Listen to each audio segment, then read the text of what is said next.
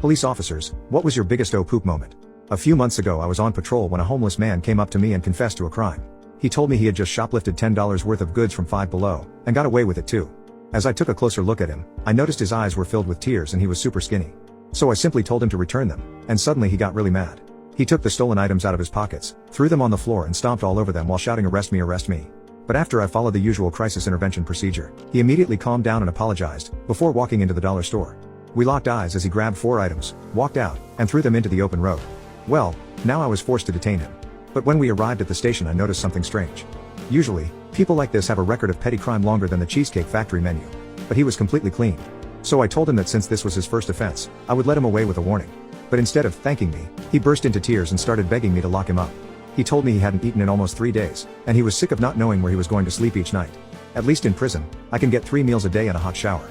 He then smiled as if a grimy prison shower was something he'd been dreaming about for months.